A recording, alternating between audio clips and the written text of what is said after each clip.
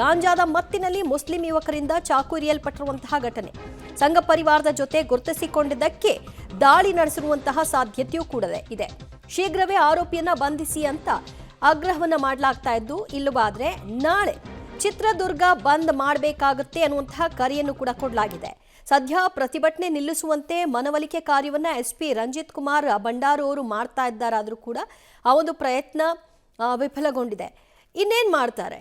ಈ ರೀತಿಯಾಗಿ ಬಂದು ಅಟ್ಟಹಾಸ ಮೆರೆದು ಸಿಕ್ಕವ್ರನ್ನ ಹತ್ಯೆ ಮಾಡ್ತೀನಿ ಒಂದು 100 ರೂಪಾಯಿ ವಿಚಾರಕ್ಕೆ ಅಂತಂದ್ರೆ ಅವ್ರ ಯೋಗ್ಯತೆಗೆ 100 ರೂಪಾಯಿ ಕೊಡೋಕ್ಕಾಗಿಲ್ಲ ಅಂತಂದ್ರೆ ವ್ಯಾಪಾರಕ್ಕೆ ಯಾಕೆ ಬರಬೇಕು?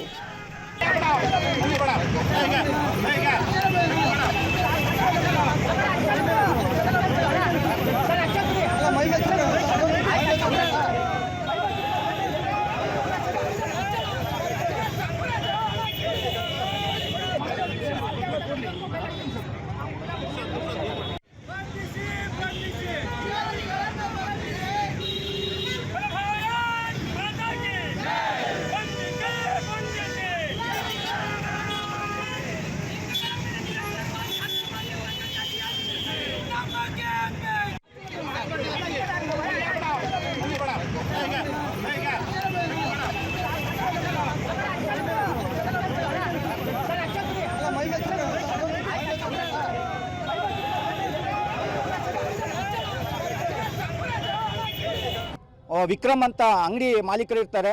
ಅಲ್ಲಿ ಡಿಸ್ಪ್ಲೇ ಹಾಕ್ಸಕ್ಕೆ ಹೋದಂಥ ಅನ್ಯಕೋಮಿನ ಯುವಕ ಗಾಂಜಾ ಮತ್ತಿನಲ್ಲಿ ಡಿಸ್ಪ್ಲೇ ಹಣ ಎಷ್ಟು ಅಂತ ಕೇಳಿರ್ತಾನೆ, 400 ರೂಪಾಯಿ ಅಂತ ಹೇಳಿರ್ತಾರೆ.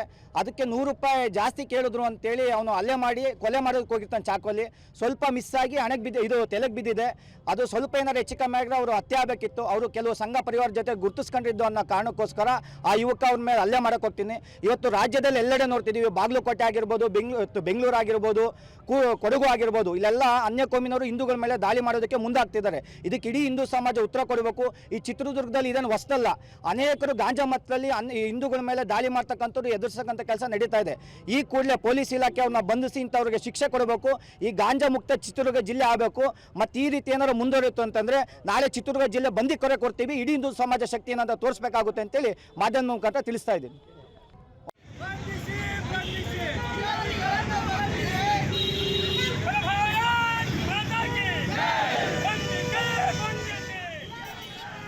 ಮತ್ತಷ್ಟು ಮಾಹಿತಿ ಪಡೆಯೋಣ ನಮ್ಮ ಪ್ರತಿನಿಧಿ ಸಿದ್ದರಾಜು ಇಂದ. ಸಿದ್ದರಾಜು, ಸದ್ಯ ಆರೋಪಿಗಳ ಬಂಧನ ಪ್ರಕರಣಕ್ಕೆ ಸಂಬಂಧಪಟ್ಟ ಹಾಗೆ ಏನೆಲ್ಲ ಆಗ್ತಾ ಇದೆ? ಖಂಡಿತವಾಗೂ ದಿವ್ಯ ಜ್ಯೋತಿ, ಏನು ಚಿತ್ರದುರ್ಗ ನಗರದ ಸಂತೆ ಮೈದಾನದಲ್ಲಿರುವಂತ ಏನು ಮೊಬೈಲ್ ಶಾಪ್ ನಲ್ಲಿ ಕೇವಲ ಸ್ಕ್ರೀನ್ ಗಾರ್ಡ್ ವಿಚಾರಕ್ಕೆ ಕೇವಲ 100 ರೂಪಾಯಿನ ಹೆಚ್ಚಾಗಿ ಕೇಳಿದ್ರೆ ಎಂಬ ವಿಚಾರಕ್ಕೆ ಅನ್ಯಕೋಮಿನ ಇಬ್ಬರು ಯುವಕರು ಮೊಬೈಲ್ ಅಂಗಡಿಯ ಮಾಲೀಕನಿಗೆ ಒಂದು ಚಾಕುನಿಂದ ಇದ್ದ ಪ್ರಕರಣಕ್ಕೆ ಸಂಬಂಧಪಟ್ಟಂತೆ ಈಗಾಗಲೇ ಚಿತ್ರದುರ್ಗ ಎಸ್ಪಿ ರಂಜಿತ್ ಕುಮಾರ್ ಬಂಡಾರು ನೇತೃತ್ವದಲ್ಲಿ ಈಗಾಗಲೇ ಮೊಬೈಲ್ ಅಂಗಡಿಗೂ ಕೂಡ ಭೇಟಿ ನೀಡಿದ್ದು ಏನು ಗಾಯಗೊಂಡಿರುವಂತಹ ಗಾಯಗಳನ್ನು ಕೂಡ ವಿಚಾರಿಸಿದ್ರು. ಹಾಗೆ ಏನು ಮೊಬೈಲ್ ಅಂಗಡಿಯಲ್ಲಿರುವಂತಹ CCTV ಫುಟೇಜ್ ಆಧಾರದ ಮೇಲೆ ಆರೋಪಿ ಪತ್ತೆಗೂ ಕೂಡ ಪೊಲೀಸರು ಮುಂದಾಗಿದ್ದು ಚಿತ್ರದುರ್ಗ ನಗರ ಠಾಣೆ ಪೊಲೀಸ್ ಇನ್ಸ್ಪೆಕ್ಟರ್ ಉಮೇಶ್ ನೇತೃತ್ವದಲ್ಲಿ ಒಂದು ತಂಡವನ್ನು ಕೂಡ ರಚಿಸಲಾಗಿದೆ. ಹಾಗೆ ಈ ಹಿಂದೆ ರೈಟ್, ಸಂಪರ್ಕ ಸಾಧ್ಯವಾಗಿಲ್ಲ. ಥ್ಯಾಂಕ್ ಯು ಸಿದ್ದರಾಜು ನಿಮ್ಮೆಲ್ಲ ಮಾಹಿತಿಗೆ. ಚಿತ್ರದುರ್ಗದಲ್ಲಿ ಈ ರೀತಿಯ ಘಟನೆಗಳು ಆಗಾಗ್ಗೆ ಎಸ್ಪೆಷಲಿ ಗಾಂಜಾ ಇಂದಾಗಿ ಆಗುವಂತಹ ಹಲ್ಲೆಗಳು ಹೆಚ್ಚು ಆಗ್ತಾ ಇದೆ. ಇದರ ವಿರುದ್ಧ ಕ್ರಮ ತೆಗೆದುಕೊಳ್ಬೇಕು ಮತ್ತು ಈ ಇಬ್ಬರು ಆರೋಪಿಗಳ ವಿರುದ್ಧವಾಗಿ ಕಾನೂನು ರೀತಿಯ ಕ್ರಮಗಳು ಆಗಬೇಕು ಅನ್ನುವಂಥ ಆಗ್ರಹ. ಈ ಕೂಡಲೇ ಆರೋಪಿಗಳ ಬಂಧನ ಆಗದೇ ಇದ್ರೆ ನಾವು ಚಿತ್ರದುರ್ಗ ಬಂದ್ ಮಾಡಬೇಕಾಗತ್ತೆ ಅನ್ನುವಂಥ ಕರೆಯನ್ನು ಕೂಡ ಕೊಟ್ಟು ಪ್ರತಿಭಟನೆಯನ್ನು ನಡೆಸ್ತಾ ಇದ್ದಾರೆ.